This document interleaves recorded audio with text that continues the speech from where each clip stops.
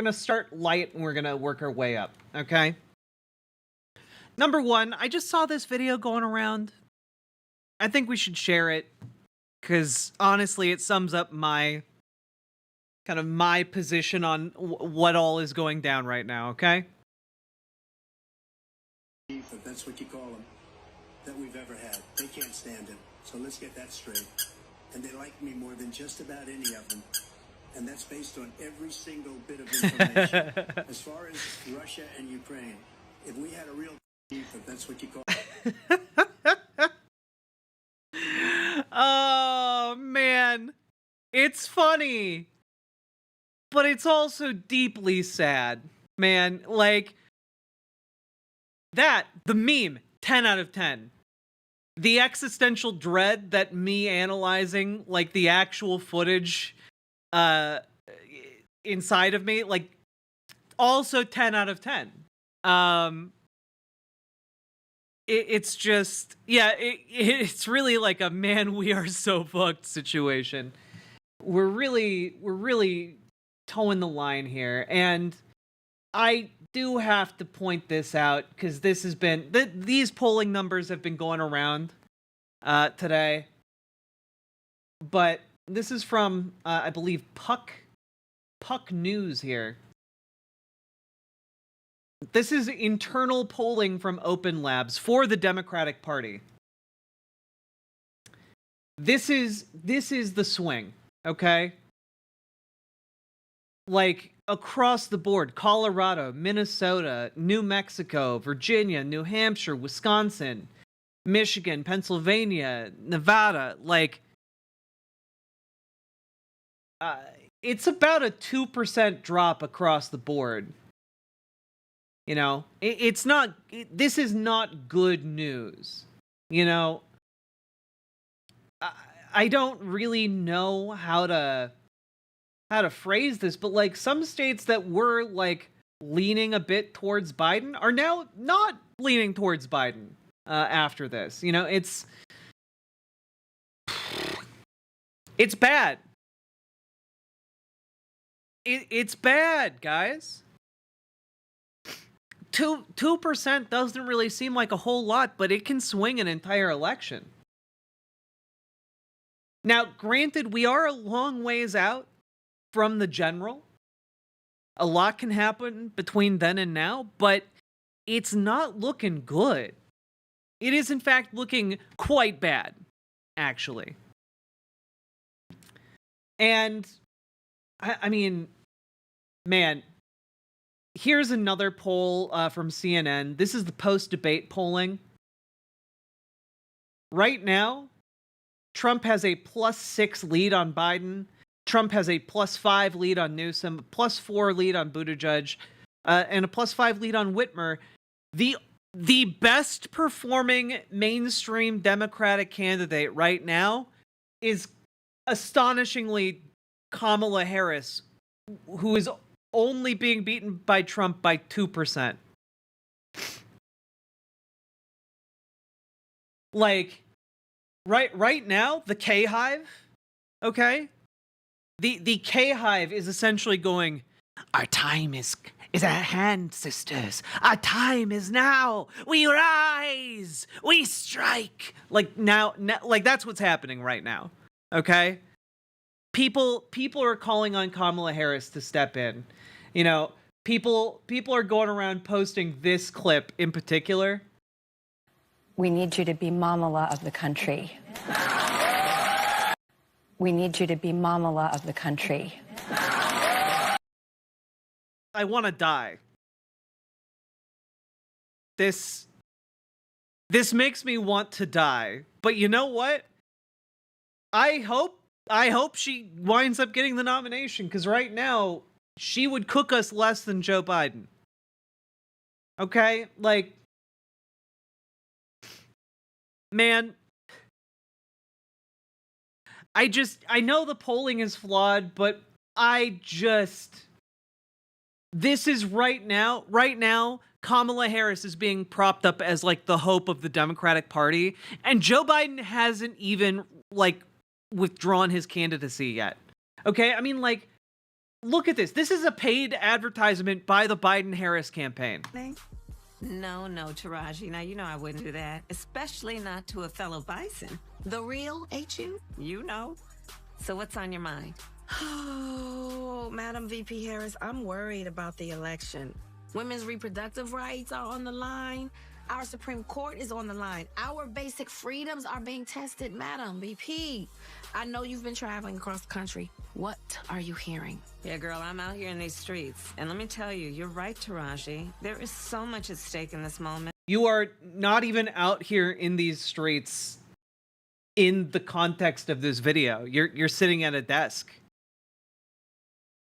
You're not out here on these streets. The majority of us believe in freedom and equality. But these extremists, as they say, they not like us. They not. There's a full-on attack on our fundamental freedoms. The freedom to vote. Yep. The freedom to love who you love. The freedom to be safe from gun violence. The freedom for a woman to make decisions about her own body, not having her government tell her what to do.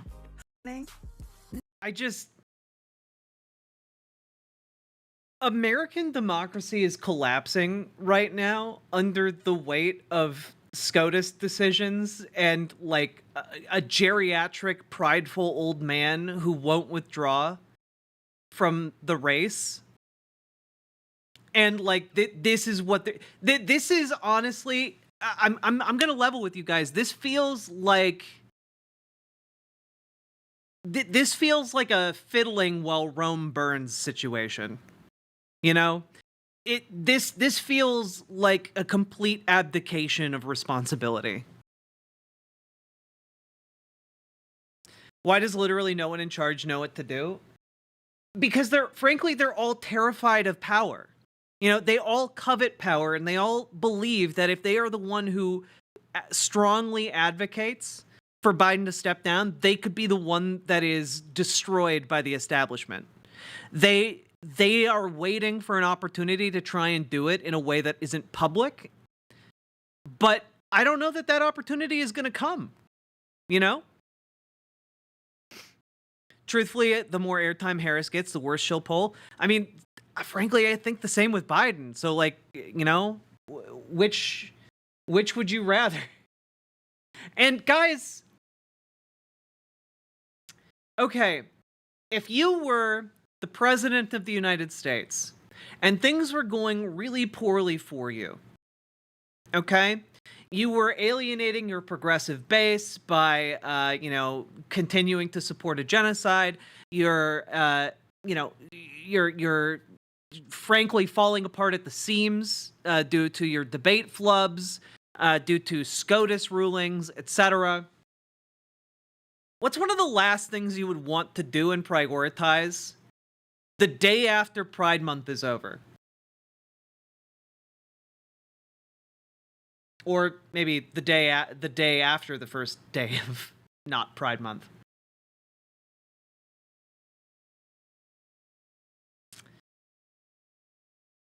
I would have to say, putting out a statement saying you don't support trans healthcare for minors is probably very low on the list.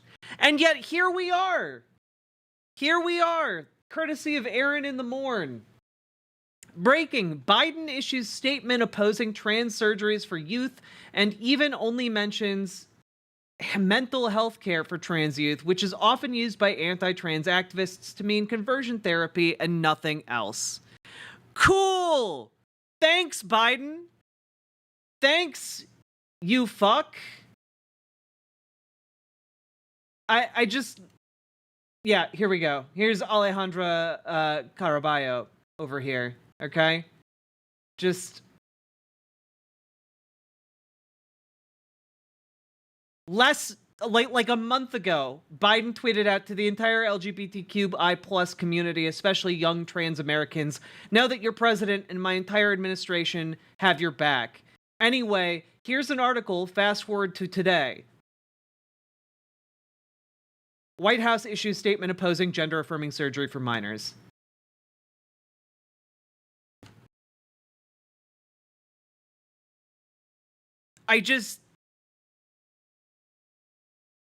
What is the calculation here, man? Like, what is the calculation? Like, as a trans person here, I'm watching this and I'm like, I'm both a trans person and a political analyst. Okay, so on one level, like, I'm personally just peeved by the move that screws over my entire community. But on like a professional level, I have to ask, like, no one forced you to make this statement. What are you doing? Politically, what are you doing? You know, like, this is... You're not gonna get conservatives to vote for you, man. They are just doubling down. Whatever effect the debate had on Democratic-leaning voters, it alienated conservative ones far more.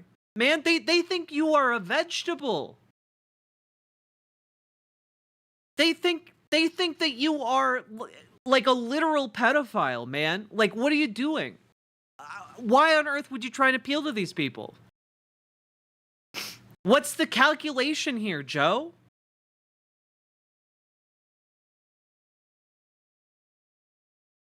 Literally, my entire position was at least Joe Biden doesn't actively want to fuck over trans people. But that's the thing. I don't believe Joe Biden wants to actively fuck over trans people.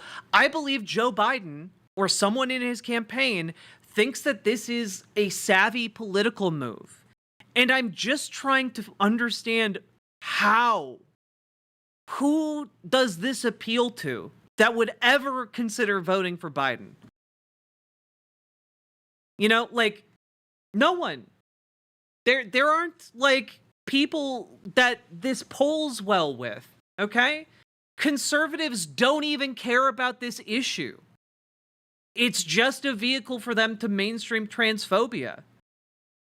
Like every single time voters of both political parties are polled on this, it's an unpopular thing to take a stand against trans healthcare. So just like, what are you doing? Is he trying to appeal to the RFK voters, the insane buffoons in the center who think that the Jews created COVID? Like, what? Why are you trying to win them over with anything like with any kind of like policy? They don't care about reality. They're RFK stands. They don't care about reality, man.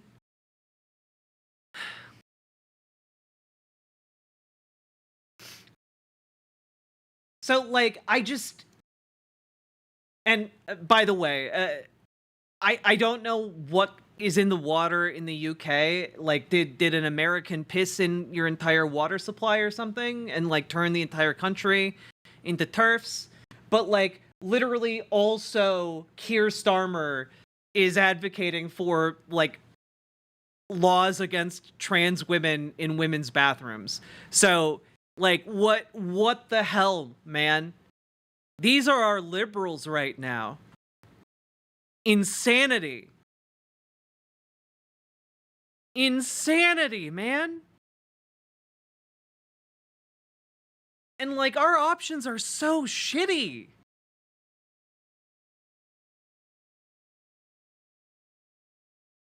Our options are so shitty. And like, guys, I mean, today another member of the administration left. Here's a statement from Maryam Hassanein, former Special Assistant, U.S. Department of the Interior. I am resigning today from my position as a Biden administration appointee in the Department of the Interior. As a Muslim American, I cannot continue working for an administration that ignores the voices of its diverse staff by continuing to fund and enable Israel's genocide of Palestinians.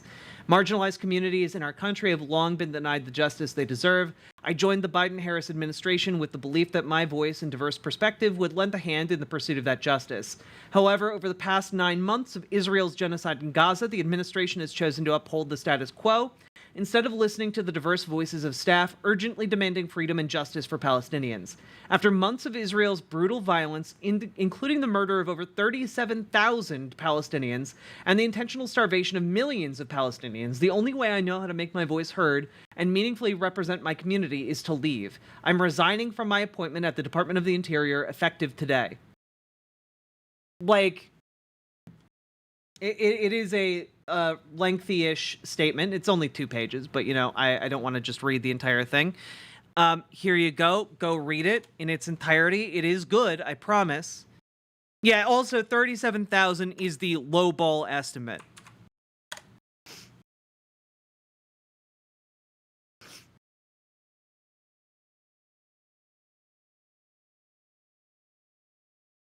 The dog thing and the essay thing coming up for RFK does seem like something that came from the Democratic establishment, so they're trying to give Biden arguments that try to take RFK-leaning voters. That would make sense. Maybe, but, like, RFK was overwhelmingly going to steal support from Trump, so I don't know what appealing to them is going to do. Good night, OS Crane. Get good sleep. And I mean, guys, the damage is not stopping to the Biden campaign or the administration. Like, here is an incredible exchange, okay? This is an incredible exchange between reporters and, like, a member of the White House spokes corps. I know that's not the right term, but you know what? I'm using it. The point I'm making is you say that's your policy, but it's actually not your policy. It's something you're saying, but what you're actually doing is militarizing the force that allows those outposts. It absolutely is our policy. So, This, by the way, is an exchange. the point I'm making is you say. Okay, this exchange is about how the U.S. and its policy of arming Israel is in turn militarizing the police presence in the occupied territories and worsening the apartheid conditions currently operating throughout Israel. Say that's your policy, but it's actually not your policy. It's something you're saying, but what you're actually doing is militarizing the force that allows those outposts. It absolutely is our policy, So- Tom, and we have taken they're a now number being You can't hear the clip? of legalized. steps. So many of these are on land. It absolutely is our policy, and over the course of this administration, especially in the past few months, we have taken a number of steps to hold those accountable who we believe to be perpetuating violence and destabilizing actions in the West Bank. So, Now, wait, but Doc, since you mentioned it, how is that Leahy review of the one unit? I don't have any updates for you, Matt. So in other words, there hasn't been anything done. That's not true. That's not true at all. That's not true? When I stood behind this podium and They talked haven't about it, been given a clean bill of health or given,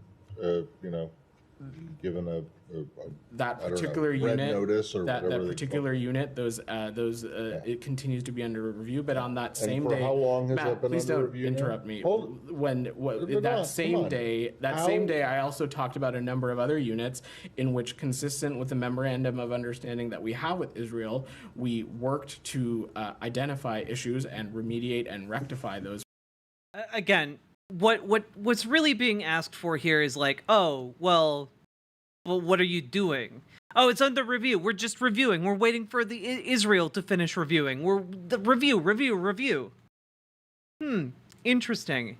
I wonder if that will be relevant for another clip coming up. Problems, so the security relationship with those particular units could persist. The point that I'm long? making is that we have levers at our disposal. Okay, how long has it been since that's been under review?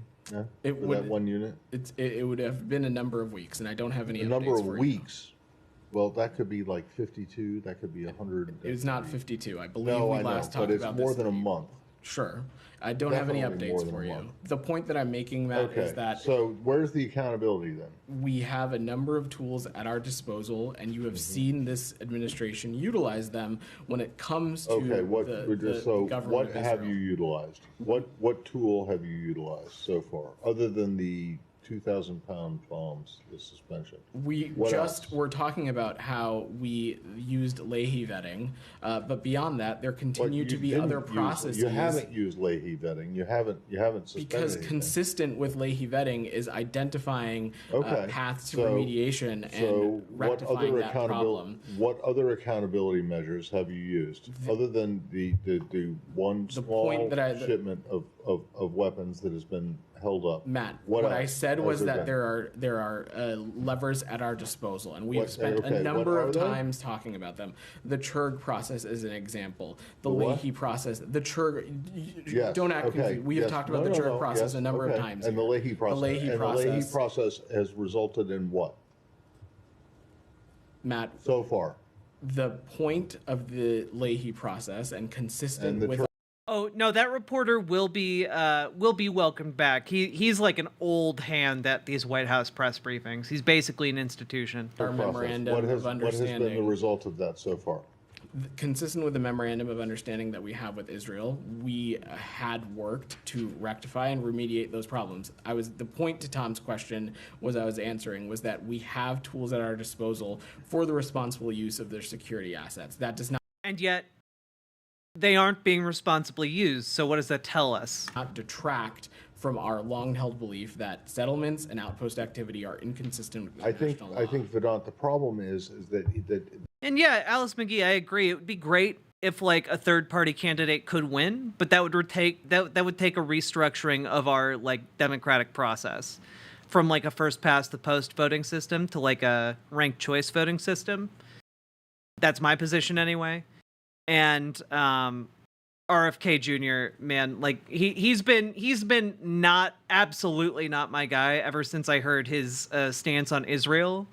And also learned that he believes Jews created COVID. Like I think both of those are huge red flags. that what he's raising and what a lot of other people are raising is that yes, you do have these levers, but you're not using them. We're also not going to speak to active and ongoing deliberative processes from up here. Saeed, go ahead. Oh, we're not going to speak about the processes. Then why were you bumbling around on that issue for like a minute? Just answer that, man. So one of the issues here is that you constantly have state spokespeople exacerbating our already awful policy. But more than that, more than just like the ineptitude of the state spokespeople who are talking on behalf of the government on these issues, it really comes down to the fact that our policy is just permissive and bad when it comes to Israel conducting a genocide. You know, like it's not good. And there's no way to sugarcoat that. There's no way to polish that turd. It's just, yeah, our government is complicit with killing children. And if you think, oh, well, that's not the case, here is an incredible set of clips from, I believe, Prem Thakur. Yes. This is a clip of every single time the state spokespeople have been asked about Hind Rajab. Now, for those of you who don't remember who Hind Rajab was, she was a 6-year-old Palestinian girl whose entire family was murdered and who was trapped in a car in Gaza. And when people went to go rescue her, the rescuers were killed and she was killed. And this is now being brought up again because her father has now been killed.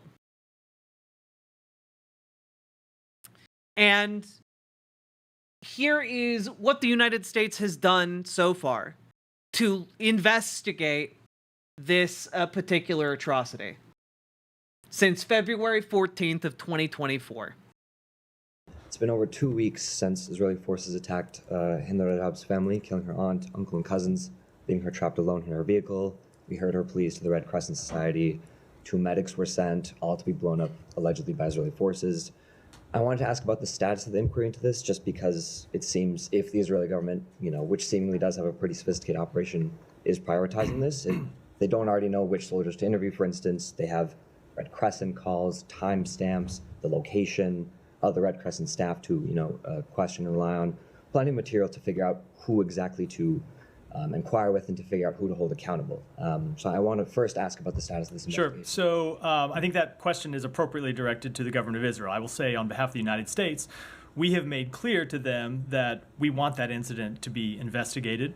They have told us they are investigating it. And then any updates on great. Jobs, the investigation into the killing of Hinder Jobs' family and the paramedics? 2 weeks sent later. over? I don't have an update. My understanding is that the investigation is ongoing. It's been 110 days since journalist Samir Abu Daqqa was killed, 65 days since 6-year-old Hinder Job, her family, the medics sent to save her, were killed.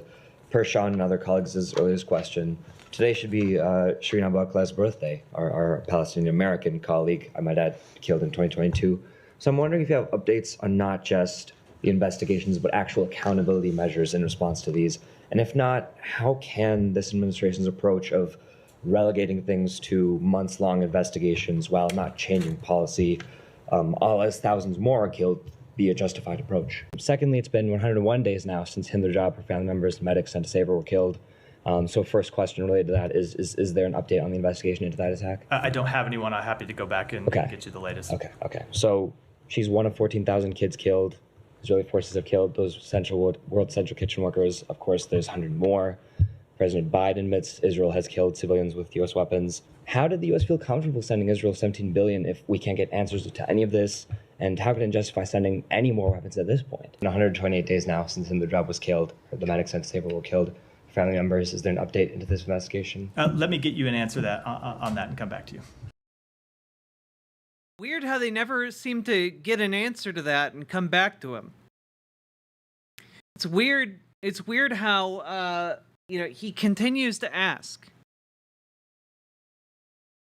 and they never get back to him. It's weird. It's almost like there's not an actual investigation happening. That's so strange. Crazy. And people, people in the Zionist camp, they tout the sophistication of the Israeli military apparatus. If it's so sophisticated, you have records of who was piloting drones, where the drones bombed. You know who did it. You can figure that out pretty easily, actually. Especially if it's as sophisticated as you say. Yeah, was this the war crime AI? Was this a human pilot? Should be pretty easy to figure out. Weird that it has taken months upon months upon months. Yeah, they have like the serial number of the bombs dropped by the drone that they also have the serial number of. They have records of who was piloting that drone at that time. They know. Any investigation into this, I can see maybe taking a month with some red tape to go through, but no, it's been several months. Weirdly, no update. Stories like this of Israel stonewalling and the United States being complicit are poisoning any attempt Joe Biden has of turning his campaign around. The political calculus that is at play right now, while spinning the plate of enabling genocide and screwing over trans people and what are you doing?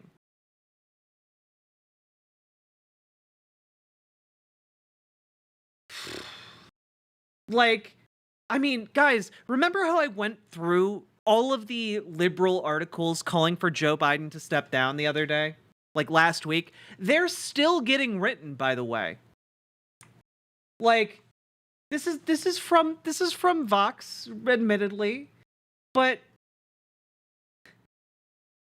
Biden's post-debate poll numbers aren't that bad. In a memo circulated among Democrats on Monday, the Biden campaign's pollster Jeff Garin wrote the internal polling showed that the president had not lost substantial support since the debate. In his survey, Trump narrowly led Biden before Thursday night and maintained roughly the same lead afterward. In a fundraising email over the weekend, meanwhile, the Biden campaign told supporters that according to the polls, every high-profile alternative to the president would be less likely to win than Joe Biden, the only person ever to defeat Donald Trump. And that is based on the Data for Progress poll that found Biden and Harris taking 45% of the vote against Trump, while various other Democrats won no higher than 44%. I would also like to point out that in this same collection of polling data, okay? Yes, actually it does mention it. Okay, I was about to bring it up myself, but this article does mention it here. The same poll that they are referencing in glowing terms as supporting Biden showed that 67% of Americans think Biden is too old to serve as president. And a majority of voters are more concerned about Biden's age than Trump's criminal charges and threat to democracy. So, like, the polling that they are touting as being good for Biden literally shows that most people think that Biden is a dotard, like just a doddering old man who cannot be president and is physically incapable of being president, mentally incapable of being president, and not only all of that, they also believe that his age and his condition matter more than the charges and actual conviction on Donald J. Trump. So that's the polling they're citing. Trump is just as old. It's the goofiest logic. The issue is that age is wonky. Some people are really, really old and they maintain like a very active mind. You know, Bernie Sanders is one of those people. Noam Chomsky is one of those people. They got active minds, okay? No one would deny that Noam Chomsky is still an incredibly smart man. But if you compare how Donald Trump carries himself and speaks and is able to string words together with charisma, and you compare that to how Biden did in that debate, it's night and day. It's night and day.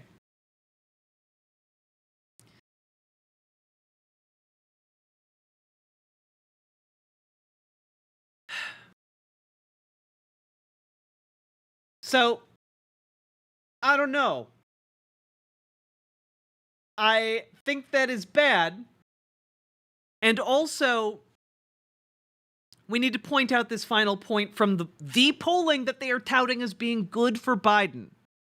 Okay? Keep in mind, this is the polling good for Biden that his team leaders are going to bat for. Biden has a worse net approval rating than every single other Democrat included in the survey. Literally, he is the least liked of all candidates and non-candidates that the survey put forward. People do not like this guy. You know? Yeah, we're actually read the polls, Jack. We're actually reading the polls, okay?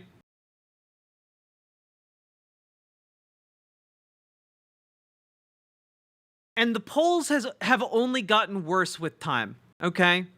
Only gotten worse with time.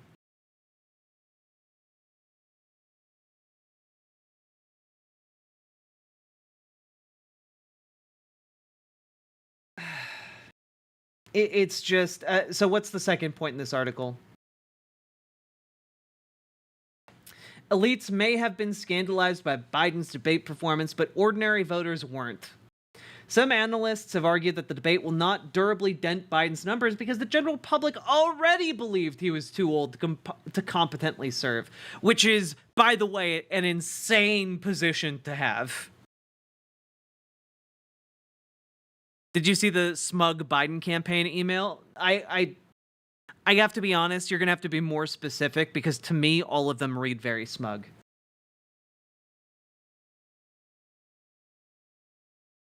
Elite liberal commentators are panicked because they might be the only people in the country to have just now realized that Biden is too old to be running for president. Most voters have known that he's too old for months, which is true. So basically, like, the polling is absolutely damning, guys. Past midnight here, I think I'm out of spoons. Good on ya, John Bainbridge. Get good sleep. Okay.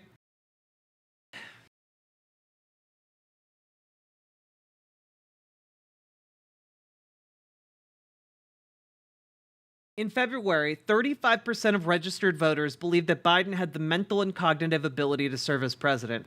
In a post-debate survey from the same pollster, that figure fell to 27%.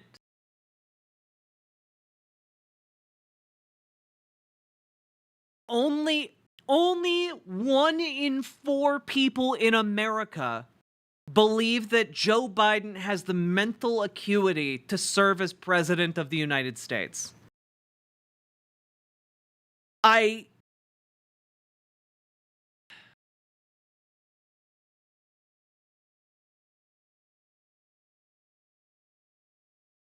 this is actually insane, right?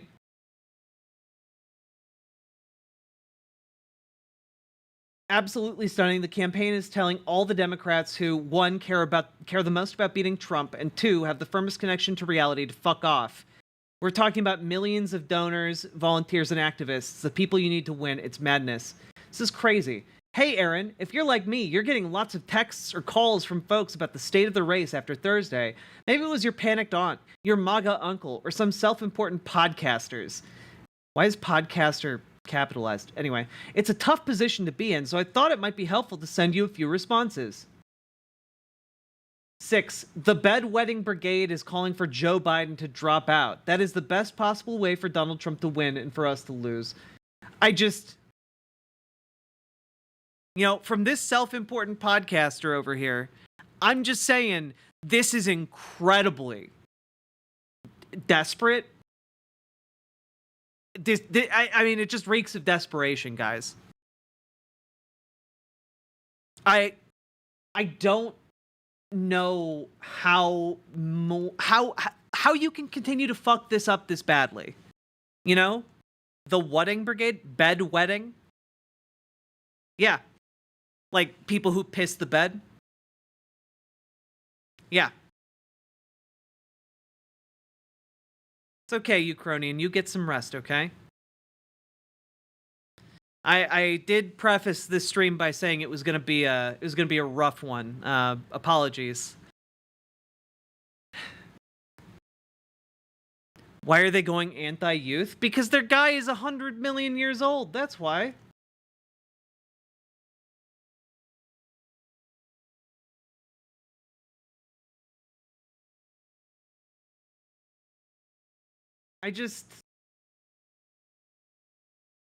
Man.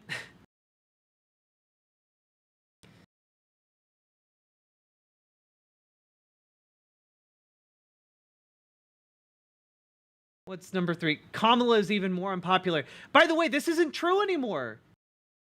Biden has actually become less popular than Kamala. Which is crazy. Kamala Harris has been like the Hillary 2.0. And, man. Yeah, voters disapprove of Biden by an 18.4 point margin, while they disapprove of Harris by only 10 points. People hate Kamala Harris almost 10% less than they hate Joe Biden. That's crazy.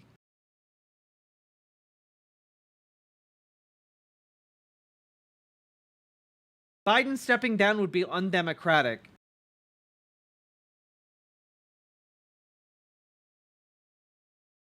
Let's see.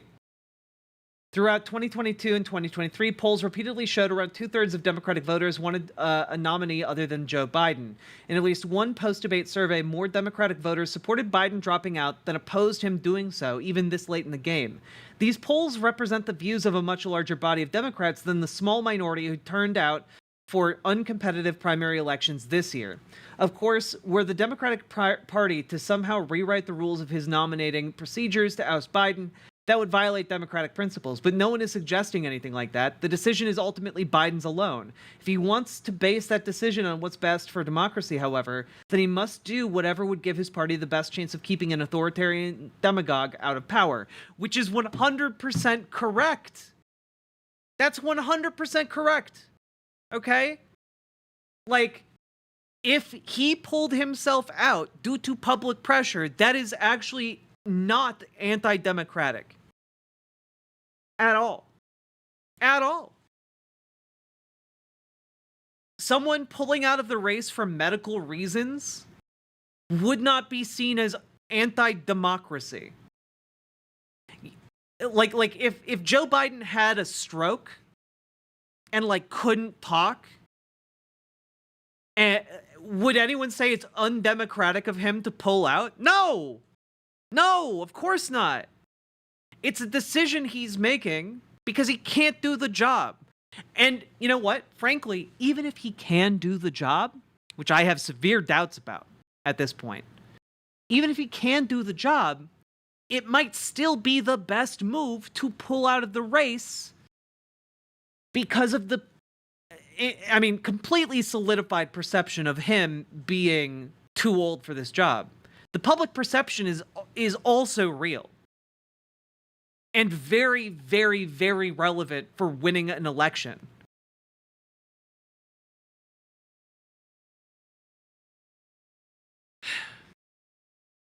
Yeah, again, like KBTP, I agree with you. We are in uncharted waters. Like this, again, we have built Crazy Town on the plains of crazy, and currently anything is kind of possible. We're in one of those political time bubbles where like crazy stuff can start happening, and when it does, it will happen very fast.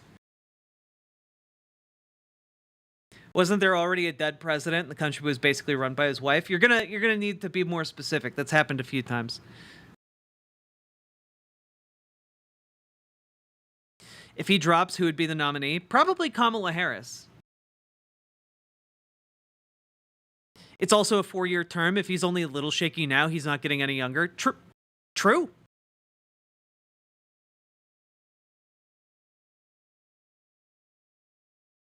Reagan's wife did that with astrology. Yep. And so did Woodrow Wilson's wife. It's happened several times.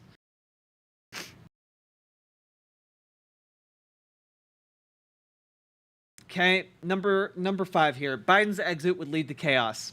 In the New Yorker, Jay Caspian Kang argues somewhat tentatively that Biden should stay in the race as, quote, the known bad candidate is better than the chaos of the unknown.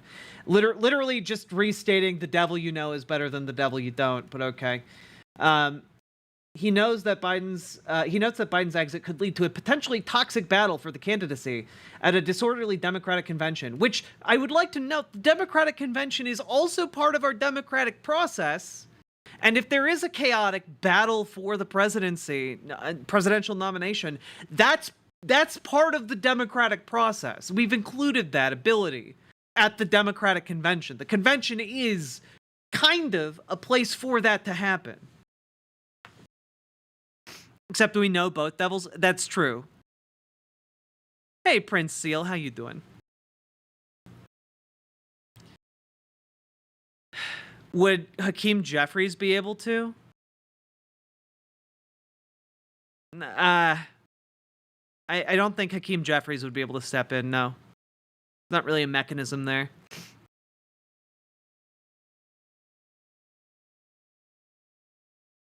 Issue is they only have a few months to select and build up a new nominee compared to years of Biden and Trump.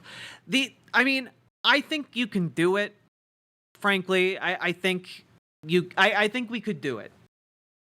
The main issue is like a lot of the political infrastructure would need to shift around to like a shocking degree, right? Like basically at this point, you can think of the campaign as like an oil rig. It's bolted to the bottom of the ocean, like, the oil is flowing, et cetera, et cetera. But now we're realizing actually the oil vein that we tapped into is just like a small reserve that's about to dry out, and we actually need to move the entire oil rig to the new reserve and tap into that. And so what we're talking about is just a massive moving of political infrastructure. So it's kind of a we're dead either way situation. I just think we might be less dead if we replace Joe Biden. But the sooner that happens, the sooner we can start the work of building up that candidate, you know? Rigs float. It's the pipeline that is attachable slash detectable. Oh, didn't know that. But also other countries are able to run successful election campaigns in a handful of months. I think we could do it. You know, I think we could do it. Especially because it's likely to be someone who already has a lot of name recognition, you know? I think we could do it. The issue is, does the DNC have the will to do it? Is Biden's pride able to handle stepping down? You know? Are we able to get Hunter Biden in prison fast enough so he stops telling his dad to stay in office? Yeah, that's kind of where I'm at, Dragonfly. Like, I think a lot of people are extraordinarily unmotivated by Joe Biden. And this is from my experiencing organizing out in the real world, okay? I think if you got a different candidate in there who doesn't have the baggage of, like, supporting a genocide, who doesn't have, like, age issues, we'll say, I think you could get like a pretty energized voter base off of that alone. They don't have to have any special properties to them. They just don't have the baggage of Joe Biden, and they aren't actively telling young people to fuck themselves, okay? I think that would do wonders for getting people out, because at the very least then you can just campaign on the fact that frankly, Donald Trump wants to destroy democracy. You don't have to even advertise your candidate. You can just talk about the fact that Donald Trump is bad and wants to end democracy. That's it. Never needed Hercule Satan more than now. Yeah. Good night, Ashley. Get good sleep. Thank you for helping to create the internet. I appreciate it, and I hope everyone else here does too.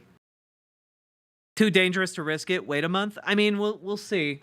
I feel like waiting a month is also too dangerous to risk. We're kind of risking it either way, really.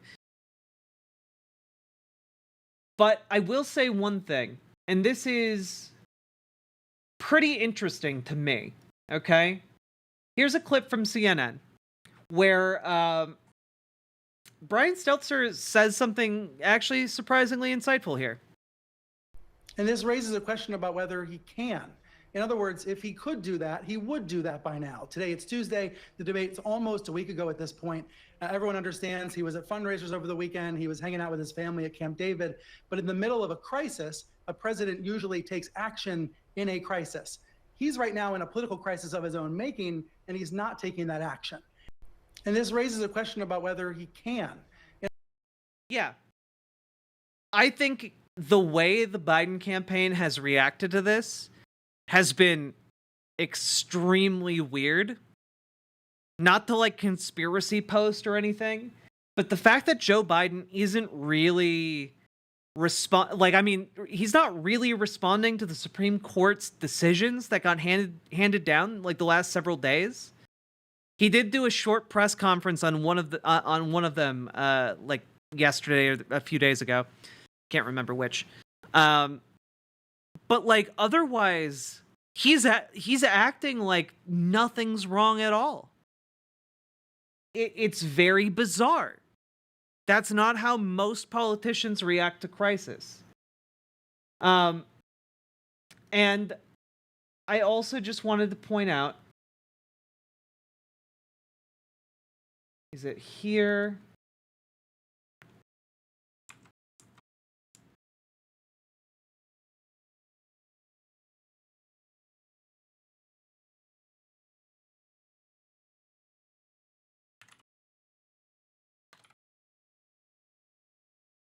Here we go.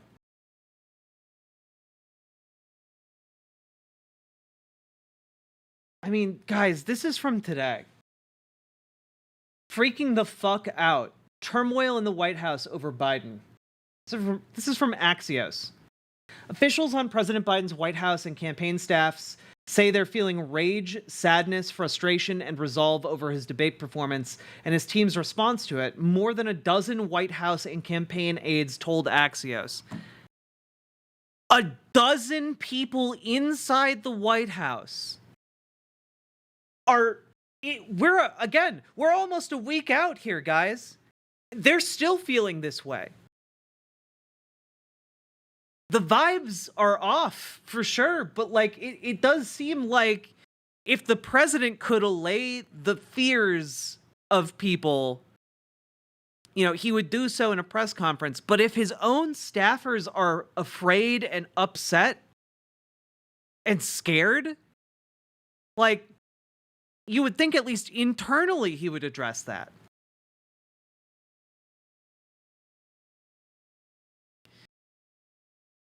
I mean, this is crazy. Biden's performance at the debate left many of his own aides worried about his mental fitness and angry about what they see as a lack of candor for Biden's senior aides. Quote, "It's the first topic of every conversation," one White House official said. "Senior leadership has given us nothing. To act like it's business as usual is delusional." Another official put it more bluntly, "Everyone is freaking the fuck out." The uncertainty after Thursday is palpable and anxiety is only increasing.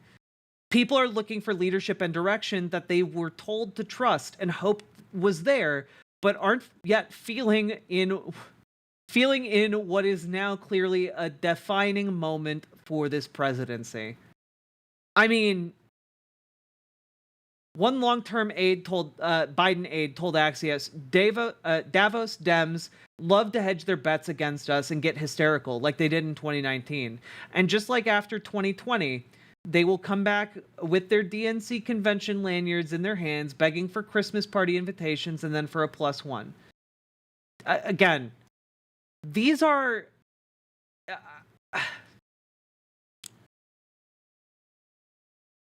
This is like the juxtaposition. This is like the tension in the House. So many people saw the performance and said, he's in trouble. We need to do something. And then nothing was done. And then the other faction in the White House is just like, no, it's totally normal, dude. They're just freaking out. They'll be okay. No, they'll just want to, they just want a Christmas invite. What? These people are delusional, man. Yeah, it's literally the dog in the house on fire.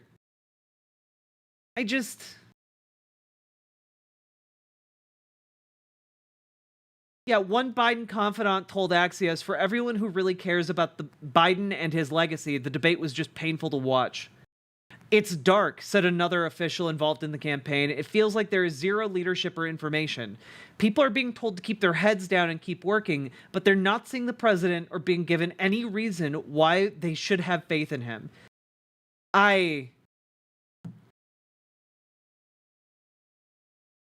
mean, like, some people are pushing back on that. Like, I hope he gets out there more in coming weeks so the rest of America sees the guy who we see. Like, insipid. Not real. So the people saying these things don't believe it themselves. You know? The fact that this is like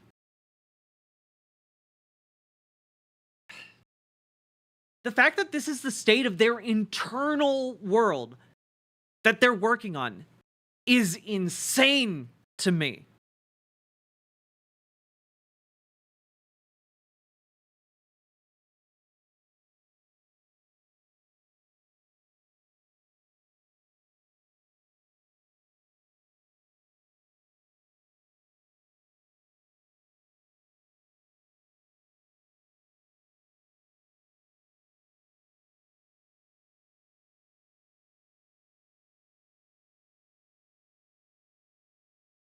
I mean, like, this is wild to me. Amid escalating pressure, Biden steps up efforts to reassure Democrats. A meeting with governors and a TV interview Wow.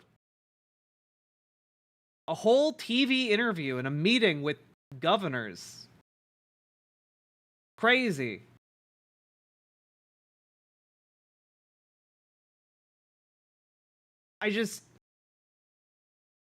Biden's lapses are said to be increasingly common and worrisome. Are you fucking kidding me? People who've spent time with President Biden over the last few months or so said the lapses appear to have grown more frequent, more pronounced, and after Thursday's debate, more worrisome. Guys, okay. If the New York Times is reporting this, then it's gotten really bad. Okay? If liberals are leaking this to the New York Times, it's gotten bad.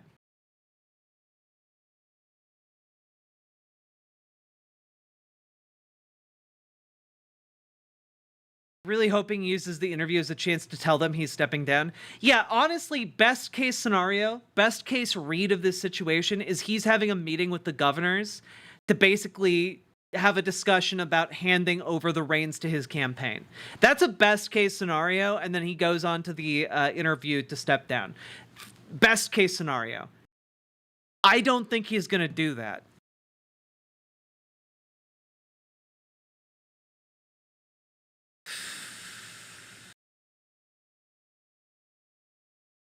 Literally, they just need to give him a triumphant out. I mean, they need to give him something. This is crazy.